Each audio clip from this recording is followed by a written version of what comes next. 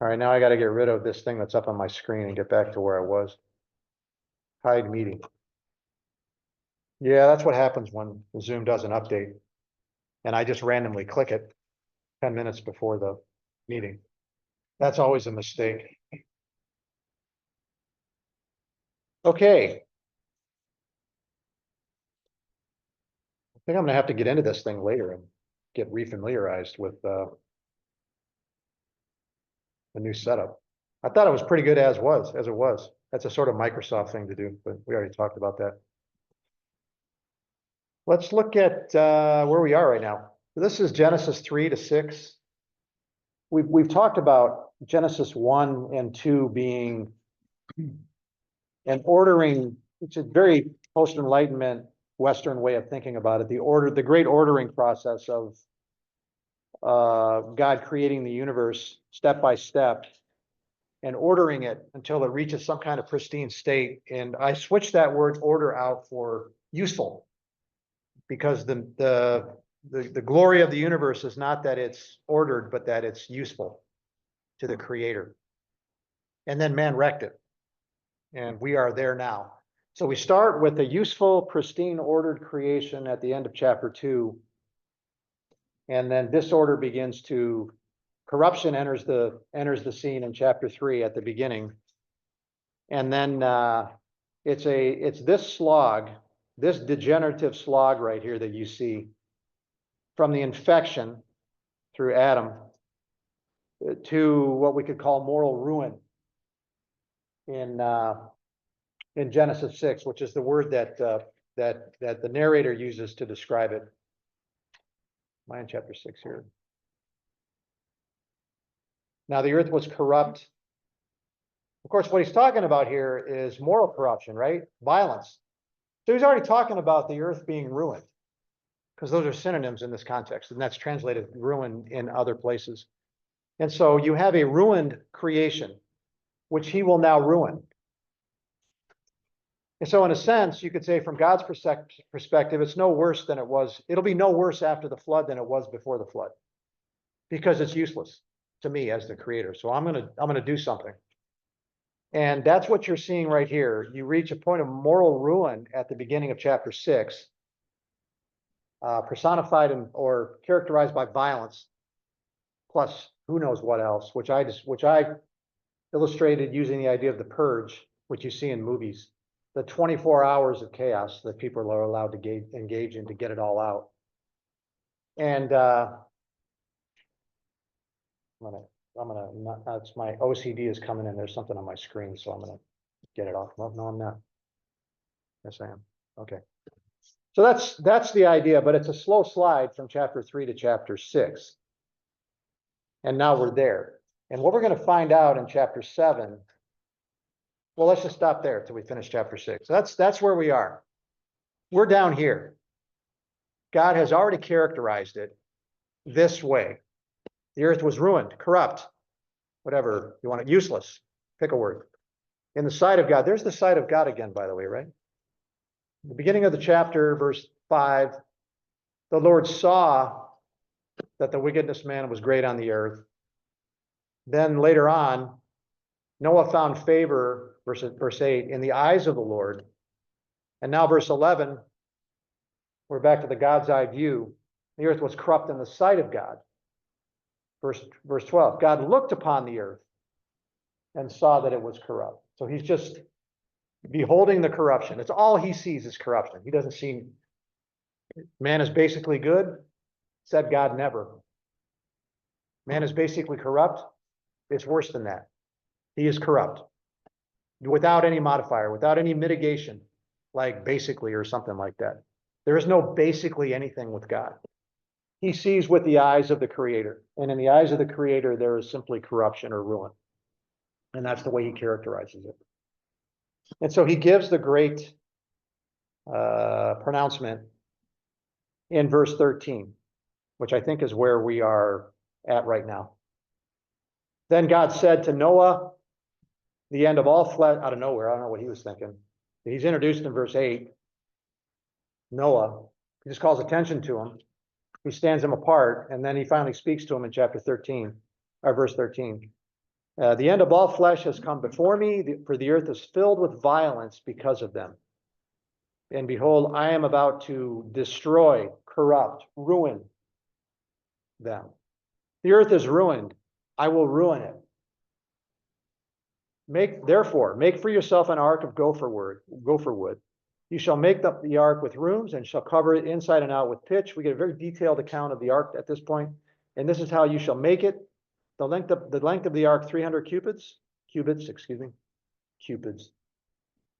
cubits. I wonder how big a cubit is. Its breadth, 50 cubits, and its height, 30 cubits. You shall make a window for the ark and finish it to a cubit. You got to get the B in there. Finish it to a cubit. Finish it to a cubit from the top, and set the door of the ark in the side of it. You shall make it with lower, second, and third decks. Behold, even I, am bringing the flood of water upon the earth to destroy all flesh, in which is the breath of life from under heaven. Everything that is on the earth shall perish. So we got a call back now.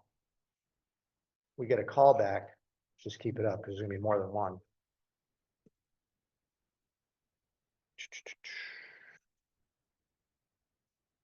In chapter 2 with Adam,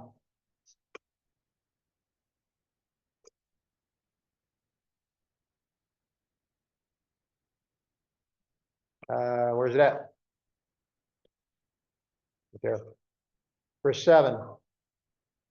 Then God formed man of the dust of the ground and breathed into his nostrils the breath of life. So he will make the same pronouncement in reverse on 60. He will, in chapter 6, he will destroy everything which has the breath of life. He undoes his creative. He gets this the first pronouncement about the creative work that he's going to destroy. He will destroy the important part. The chief pronouncement is that all into which he breathed the breath of life will now be destroyed. So there's this reversal of the creation going on.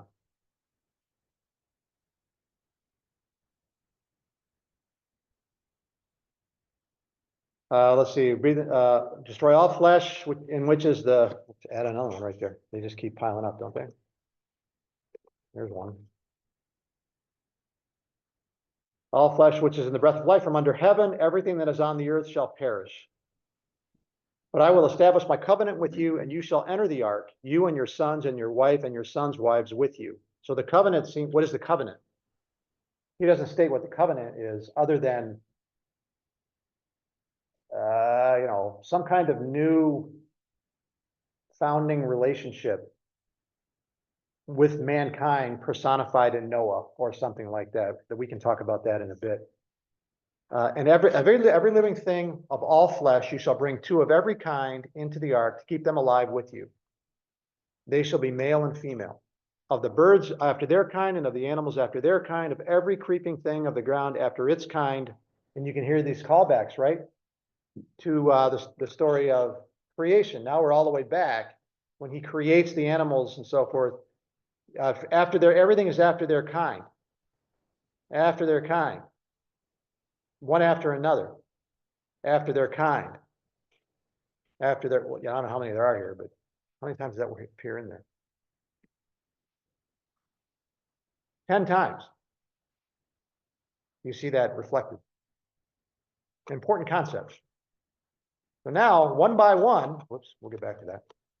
One by one, he will undo that, and he will destroy them after their kind.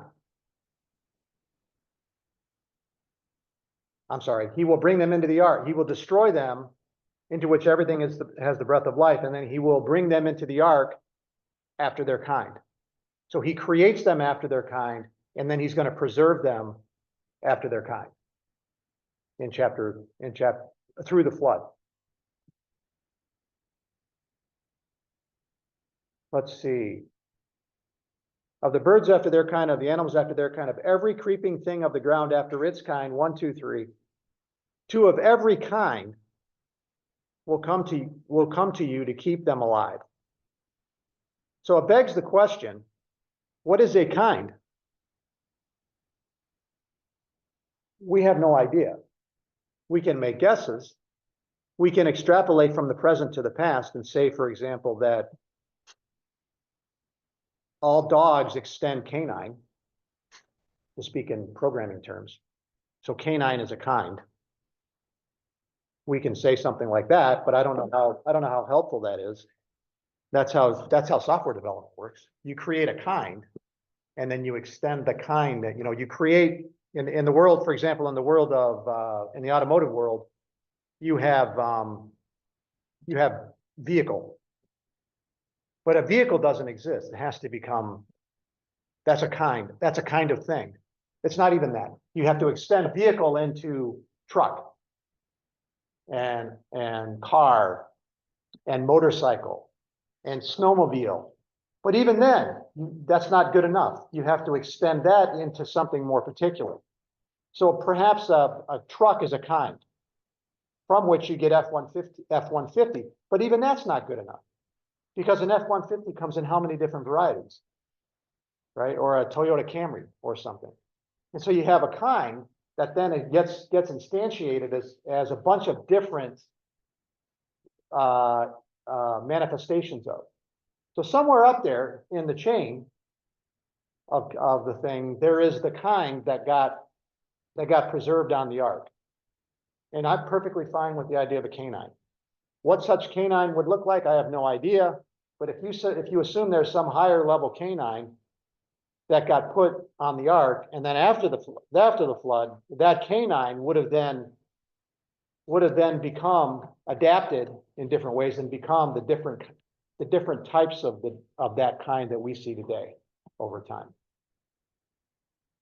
There's a million of them, or not a million of them, but there's a finite number of them, but there's a lot of them. In the feline world, is that how you say that word? Feline or is it feline? I've heard it both words. Feline. I heard a scientist say it that way. I'm going with feline. But it's easy to see in that world because you have lions, tigers, panther, all these different representations of that kind. So maybe that's it. I don't know. I mean, we don't. All you can do is speculate on this stuff. But it makes the numbers work out a lot easier if you imagine that some super canine, super not huge, but super type archetype of canine got put on the ark, and then after the flood, on the release, as they move and multiply, they become the different manifestations that would eventually populate the earth. I don't know. So that's about all I got to say about kinds. Does anybody want to? Everything I said is all speculation, and here's the important part. Everything everybody else says is also speculation. Because this is all you get right here. And the animals could have been not full grown too. The large animals, you wouldn't have to have adult elephants. Yeah, we're back to you've got this extraordinary miracle, but somehow people get caught up on the idea that an elephant is going to be on the ark. If you believe in a creator, and most people do, your reason for not believing in the flood and the ark should not be because elephants couldn't have fitted on the ark. A kind. Yes, that's right. Who knows what these things were? So, I mean, the creator can do anything he wants. For example, Noah's not going to have to go hunt these animals down. That's the way it's shown in the movies. In a movie I've seen, he's out chasing animals down, like Santa Claus, looking for houses to put Christmas presents under trees in, and they're trying to. Oh well, Santa Claus couldn't get to all those houses, and Noah couldn't get to all the. No, he didn't have to because it specifically says that they came to him.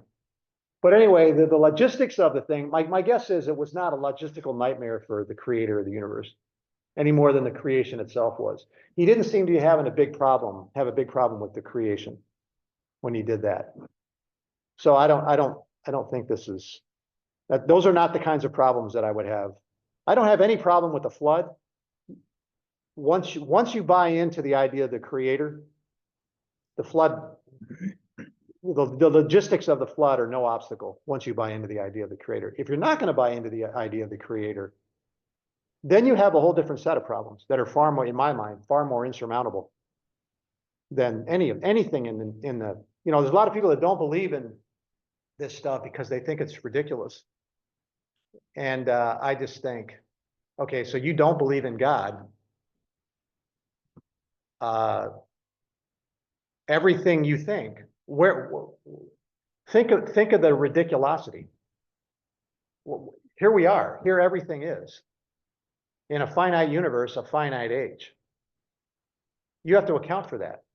Give me your ridiculous. Because it is ridiculous. If you start talking about how, I'll give you an example, in my view.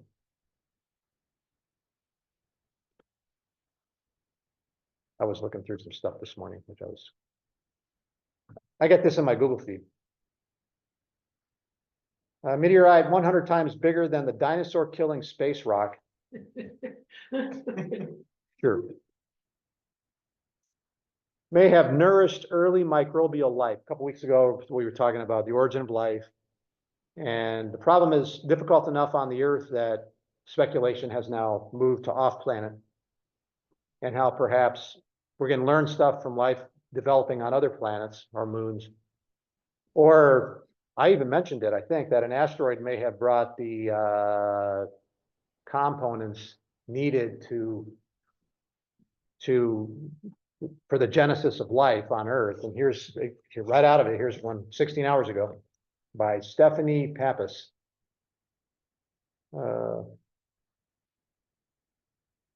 Let's see. Study the remnants of a 3.26 billion year old impact. Sure. You say so. Reveals that microbial life, and you might be thinking, oh, the asteroid had microbial life in it. No. The only type of life at that time, sure, may have ultimately benefited the microbial life on this planet, which we've already assumed to exist. So once again, you see an article where implicitly there's the assumption that the origin of life, you already start with life having originated. May have benefited from the impact of a meteorite 50 to 200 times larger than the one that killed off the dinosaurs. While destruction reigned immediately after the impact, the meteorite and the resulting tsunami ultimately released nutrients that were crucial to microbes, the researchers reported. Not only do we find that life has now that having proposed that, we will now assume that it is in fact conclusively demonstrated, and we will assume it. From which we conclude, having assumed this impact, not only do we find then that life has resilience, having survived the impact and so on and so forth, because we still find evidence for life after the impact. We actually think there were changes in the environment that were really great for life. They investigated evidence of an impact during some kind of period, 4 billion, 2.5 billion. South Africa, back then, this region was a shallow sea environment, sure. You say so. They can see spherules, tiny glass-like orbs that formed when a meteorite impact melts silica-containing rock. Make a lot of assumptions and create quite a story there. 4 billion, how do they know? Chemistry of the rock layer reveals remnants of the meteor itself, which was a primitive type of space rock called the carbonaceous chondrite.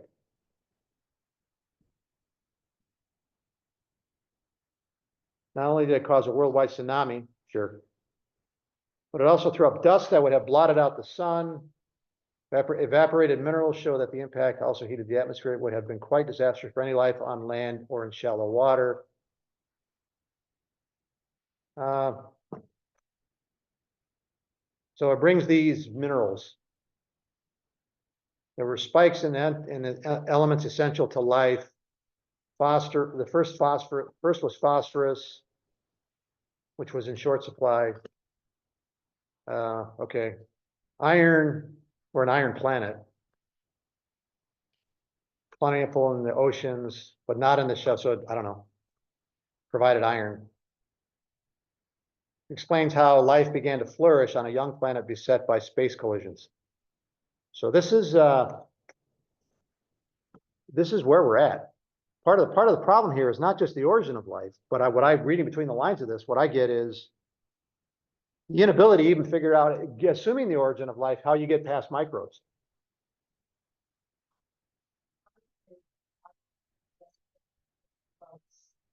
It says and this would be isotopes, right?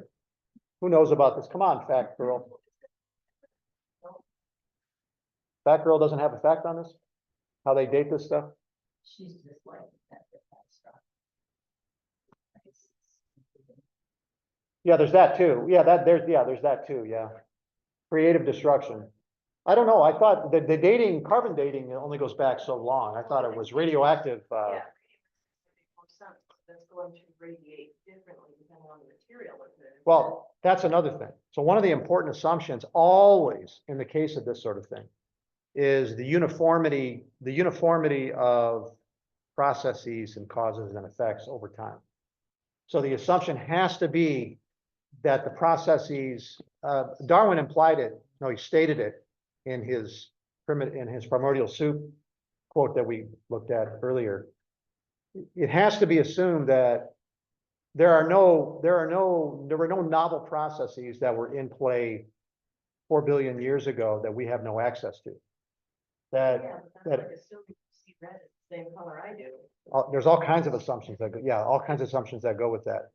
And so the idea would be that we can work backwards from the processes that we observe today and study today, because those were exactly the same processes that were in play 4 billion years ago. And there were no others that we don't know about that no longer exist. Like, for example, a creator, or that no longer are in play, like the creator.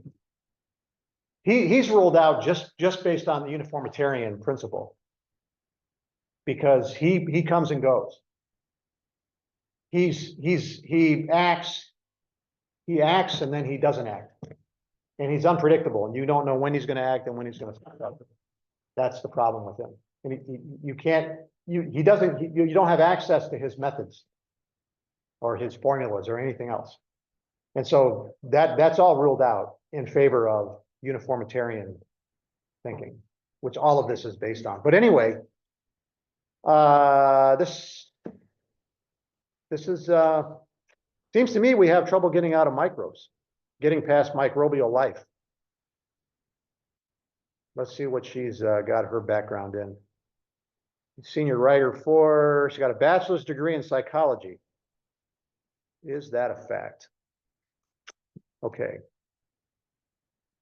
So we are listening to a psych major. I'm sure there's more than, I mean, she's listening. She's the passer, she's the messenger, passing on the information from the people doing this research. I mean, I have no trouble studying asteroid strikes, but drawing almost any kind of conclusion about the progress of life on Earth from them, those by themselves are discrete events that are by definition not available to study.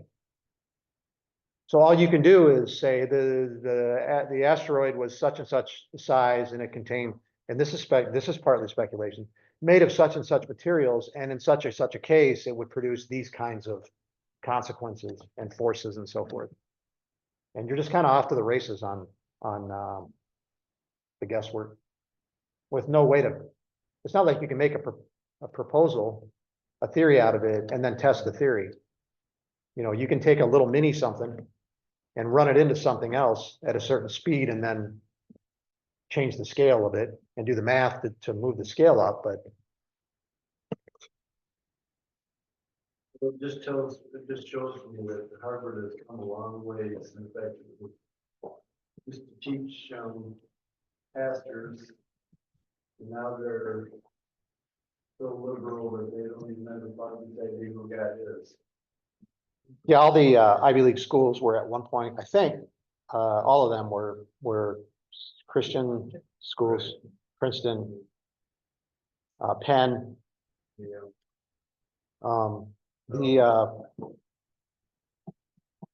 what was I gonna say about the schools? Oh, Harvard. When I was going to, Trinity Evangelical Divinity School down in Chicago in the late nineties, they were talking about the situation at Harvard, and they had a problem. At the time, 1/3 of their undergrads were, their candidates, their students were evangelicals. Because the evangelicals were the ones the ones that came in ready with language, like Greek and Hebrew and stuff. So they were drawing more from evangelicals, disproportionately from the evangelicals, because they were the ones that were ready. And when you do that, you have to, by definition, cater to them. You have to take that into account, that 1/3 of your student body is going to be evangelicals. So it'd be like if all of a sudden 1/3 of the undergrads at Michigan State University, it turns out, were evangelical Christians. Well, if the undergrad professor in religious studies or anything else, philosophy, well, those guys don't usually do this because they are professionals. The religious studies professors were, wow. But you can't just say anything you want. When if you had a 1/3 of your class was evangelical Christians who know what the heck this stuff is about, you have to be much more careful about what you say.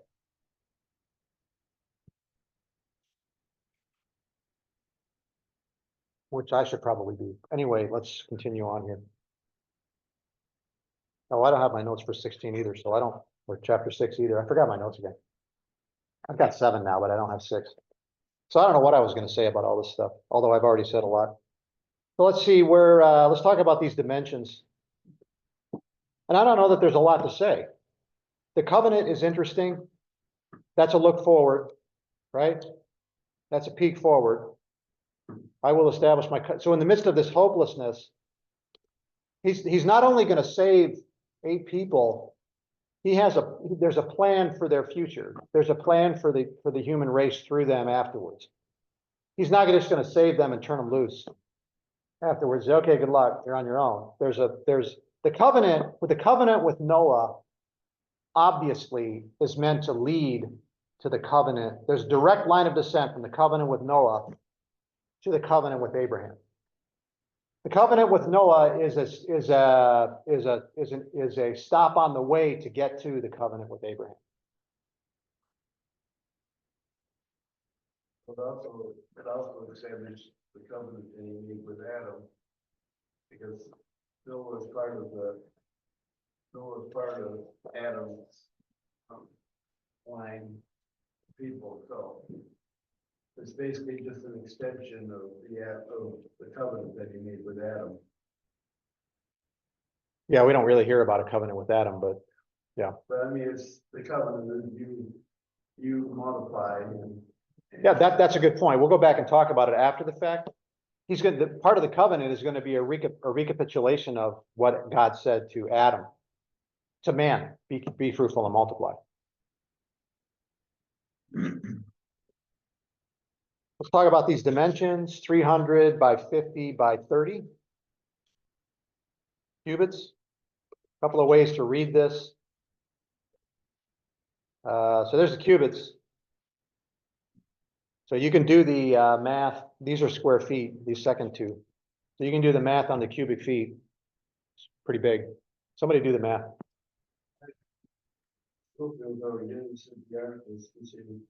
The mention of the ark are themselves are evidence of the accuracy of the scripture on the basis of a cubit that's 18 inches. The ark was 450 feet long, with the beams of 75 feet and the depth 45 feet. Similar to the proportions of the modern ocean liner. These dimensions are marked contrast to the description of the ark found in the ancient methodology. Compared to the human form represented as a sharp with a 6-story cubit of 262 feet with a massive pallet on top. And the Greek legend, according to Burleson, that it was 300 3,000 feet long and 1,200 feet wide. What's 500 times 84 times 50? Well, if you went with the standard, it's 1,620,000. It's a million cubic feet, 1.5 million cubic feet. Yeah. Divided up in 3 floors. So I don't know what you can do with 1.5 million cubic feet, but you can do a lot. Depends on what you think a cubit is. Schofield has it as 18 inches. There's a couple of other ways of doing it. One of them is the Royal cubit, which was about 20. If you do that, it's 500 by 84 by 50. So it doesn't matter. I mean, basically, God told him make it big enough that he was gonna, knowing he was gonna have all these animals down there. All these animals would reproduce over this year. And all the food and everything else that we're gonna have to put on to feed these animals. So, This is my aircraft carrier. I've spent 3 years with. Let's see if they give dimensions on this thing. It's 1,100 feet long, I think. Let's see if it gives, it's already giving me nightmares thinking about it. That. I found a full plastic broiler that was 365 feet long, They don't really, 4 feet wide, and 8 stories top to bottom. 909 is called 1,000 feet. The beam is 130. So we're kind of at half the size. Draft is 37 feet, it's about 60 feet above the water. So it's about 100 feet. Yeah, this is pretty much half the size of the USS Forrestal. Not one of the biggest carriers. So you're saying arc is that? Yeah. I'm just kind of, if you can imagine, take a look at one picture of it. So if you can imagine, let's get imagine that'll work. Something half that size. Pretty big. Half that size without the, yeah, half that size. It'd be, yeah. So I don't know.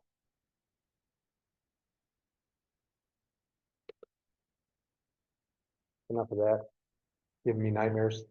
I have enough trouble sleeping right now. About thinking about being back on a carrier.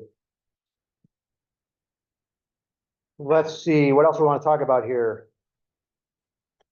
Then he is going to, you can see all kinds of callbacks, right? Male and female from the Genesis story. So you have living things after their kinds. What you didn't have in chapter 1 was a distinction between clean and unclean animals. He brings that in now. But you have that, the kinds, you have male and female. You have the breath of life from chapter 2. And you have this anticipation of water. Water being, remember how we started, right?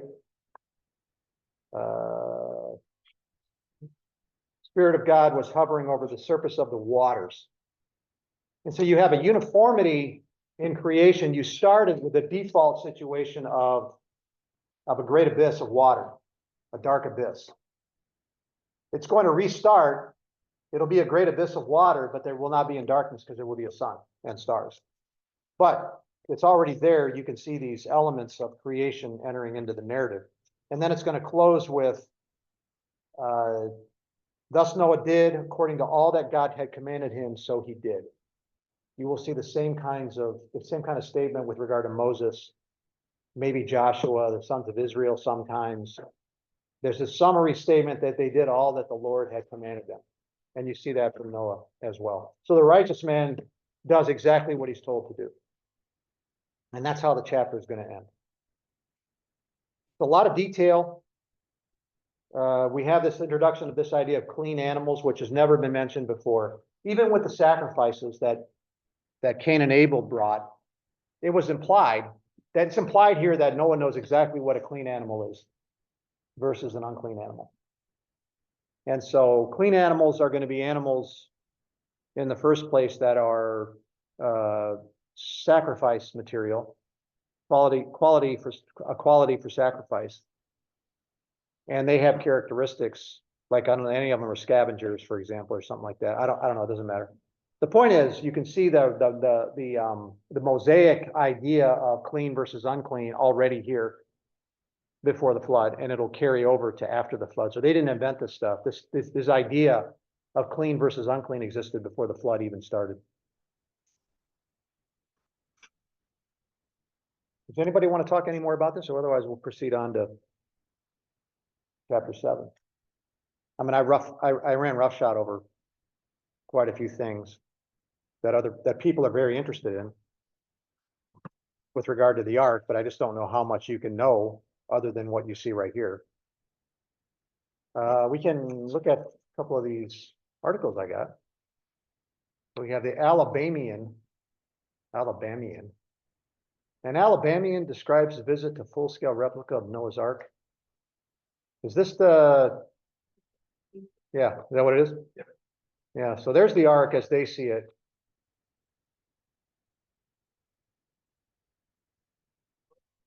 Yeah, 500 feet long. They're using that royal size. And then there's some pictures.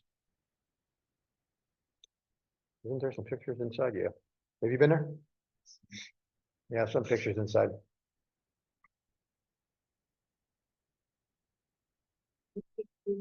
Probably not the lights. Or the thermostat. Wonder how much money that costs. They got a picture of the whole thing there. Are they right? Maybe. I don't know. It's pretty cool looking. Well, probably not exact, but it helps you realize it's possible.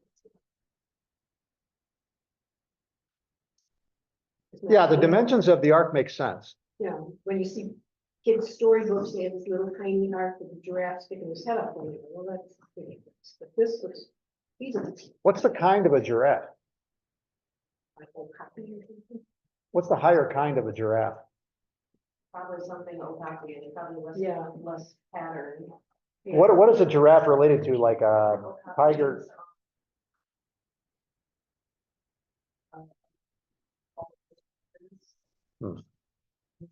I've never heard of the first one you mentioned.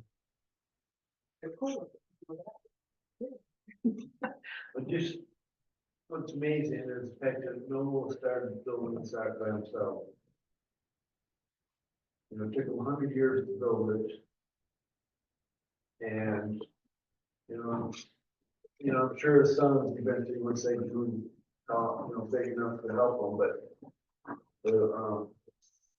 I think that one man, for the most part, built that ark.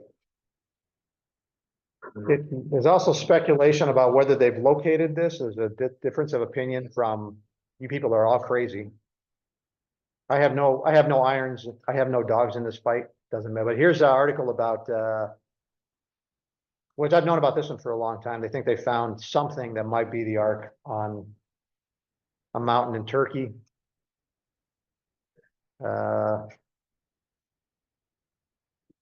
So that, I mean, it wouldn't take much. I mean, when you find marine skeletons, yeah, and also it wouldn't, I mean, I can't imagine it would last, but you would still see, yeah. But to Mike's point about the Babylonian epic on this, the point is that they did have a story about a worldwide flood and humans being saved in a big boat, even if they have the dimensions different. And they have more than that. They have, there's also speculation about whether this is where the ark rested. This is the Mesopotamian version with a little tablet that seems to have a little map to get to it. And this is interesting. The 3,000-year-old Babylonian artifact clay tablet featuring a writing system, how the world was created, and then they talk about how there's supposed to be a map to get to the ark, and you have this thing here. So I'm just wondering, are you telling me that nobody can get permission to dig up that up at all? I remember when I was growing up, they used to have, let's say, a Mount Iraq, that they found the ark, and they had pictures of, kind of leaning sideways on the mountains and stuff like that, they're. But there's only certain times a year you can even go up there because of the weather. It's all speculation. Could be, might not be. There's doing the same thing right now with the Shroud of Turin. That's back in the news. You know what the Shroud of Turin is? It's believed to be, it's in the Vatican. The burial cloth of Jesus. It has an image, it's a burial cloth that has an image imprinted on it, almost like a photograph. Like there was like as the person was dead, there was a blazing light that imprinted his, well, let's just look at it. We're way off now.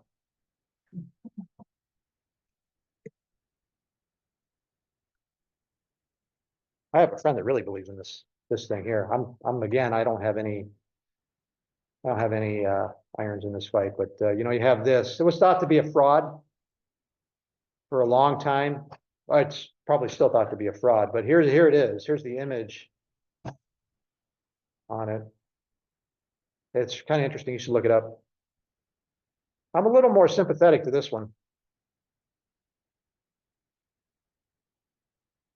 They can't leave it alone. It's one of those things they think they put it to rest and they go, well, that one's really interesting. And then they get permission to go study it some more, they date it, seems to date right. Then they can do carbon dating and stuff on it. They get permission to get a little bit of the material from the thing and then they test that, The problem with the fraud idea is okay, so what do? Take out his Nikon, his super fantastic 12th century Nikon camera and take a picture of something and pass it off as a fraud? How do you make the fraud? In the 12th century or whenever they thought the fraud was. That's the problem with the fraud idea. But the shroud itself is not in dispute. It's a thing. It's a cloth with the imprint, the sort of photographic imprint of a body on it. And this is it. And it's been in the Vatican for a long time. That has nothing to do with what we're talking about today. Do we turn the page into chapter 7? And flood the earth? Now the Lord is going to speak again. The Lord said to Noah, enter the ark, you and all your household, for you alone I have seen to be righteous before me in this time. So we have a repetition. The narrator said it earlier, but Noah was righteous, blameless in his time or generation. And now it's a pattern in the Bible. The narrator says it, and in Luke, the book of Luke and Acts. The narrator says it, then the speaker, the player says it, in this case, God. Narrator says it in chapter 6, God says it in chapter 7. You shall take with you of every clean animal by 7, so we're repeating, male and female. Of the animals that are not clean, 2, a male and female. Also the birds of the sky by 7s, male and female, to keep offspring alive on the face of all the earth. For after 7, I'm not giving you much time here. Hey, couldn't you appear a little earlier? Give me like yearly updates and let me know, my progress. But no, he just silence. And then as far as we know, and then 7 days before it's time, there he is. After 7 more days, I will send rain on the earth 40 days and 40 nights, and I will blot out, there's that phrase again, from the face of the land every living thing that I have made. And there's a repeating of, again, after he builds the ark, the narrator says Noah did everything that God told him to do with regard to the ark. Now, bring in all the animals. Noah did all that the Lord had commanded him according to the animals, only in this case, the ark didn't build itself. He had to build it. But in this case, the animals seem to be on some kind of autopilot. So let me take a look at my notes here. Let's see. We see here the covenant name for God, Yahweh. Right there. And then in chapter 6, I think you saw a lot of God. Find out. I think it goes back and forth. There's Yahweh right there. There's God. God said to Noah, I would have said no, I would have said Yahweh said to Noah, but he didn't. So there's God again down there. So he flips back and forth between God and the name for God, which is Yahweh, the covenant, the Mosaic covenant name for God, Yahweh, which is Lord, capital, all caps.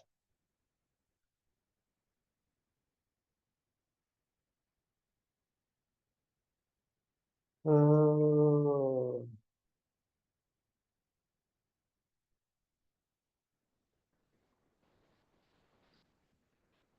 let's see. He already referenced the clean animals, right? Why did I think he didn't?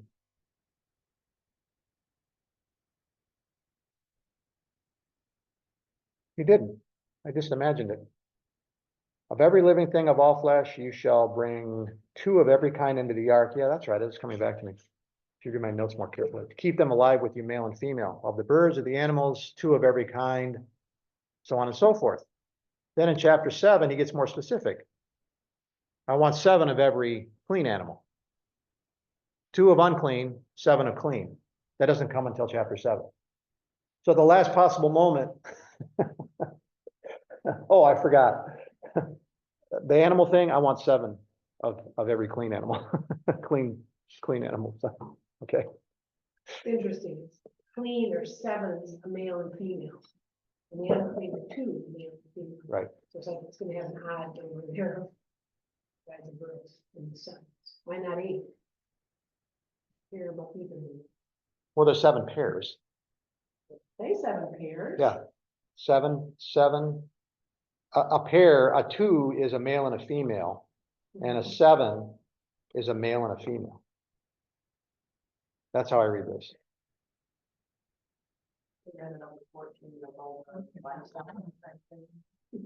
Yeah. Yeah, it's by 7s, a male and his female. How patriarchal. Yeah. So 7 pairs of each clean animal. Male. Basically, that would basically pretty much go what God has told Moses what they could eat. And what they could eat and what they couldn't eat, so that's how God classified them as good or unclean. Yeah. The last chapter, he'd say, bring food from you to enemies. So, he eat the animals or, We don't have the command to eat all the animals yet. Yeah, we don't have that command yet. That's a post-flood command. So far, they're still vegetarians. Yeah. So, somewhere in here, there's food of all food which is edible, and gather it for yourself, and it shall be food for you and for them. He's done all that, right? Although I don't know how you keep the food. How's it gonna I last? don't know. But again, we could look, what, There had been no rain before, so you gotta have some sort of body of water, maybe near a cushion, you could have salted. you got the mist, everything. you got the mist. Yeah, there's rain. Yeah. The mist, whatever yeah. But how do you keep that stuff? That's a last minute thing. And it's gotta last a year. I don't have any idea, but I'm telling you, if the problem is you can't see how it happened, if you're willing to believe in a creator, the logistics of the thing are nothing. Did I just cut you off again? Oh, I thought God told them about the food beforehand, maybe my thought was off. Maybe you decided that was gonna be the year for a crack on the nut. Yeah, that could be.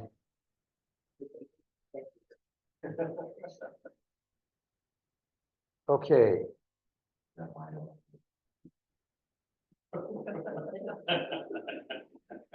So the author doesn't care about the details. What matters to him is in this statement right here. In the midst of this universal deluge of depravity, paralleling the flood, the deluge that's coming. In the midst of that, Noah did this, affirming that you have I seen to be righteous, wherever he just said that. Right, so that's the important part, is he did everything that God commanded him.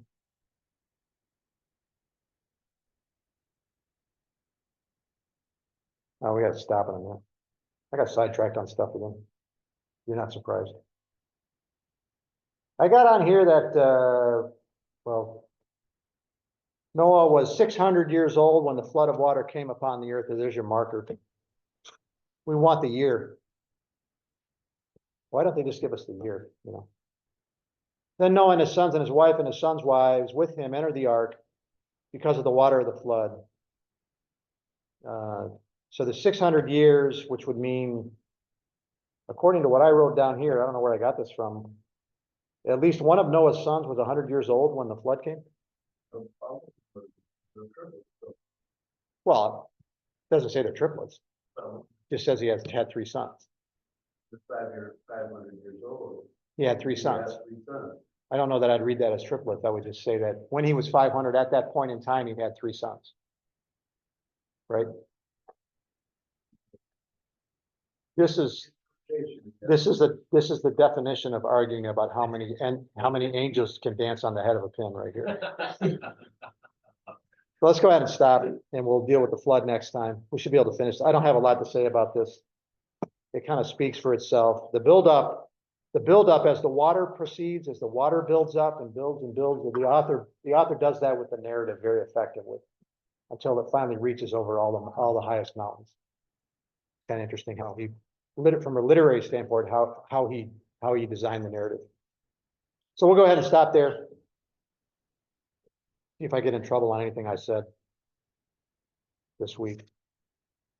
I got to go back and look at this dating, radiocarbon dating, how they decide how old. It's got to do with decay of isotopes of some kind. I don't know how they do it, but which also assumes uniformity of process from today to the past, that nothing interfered with that.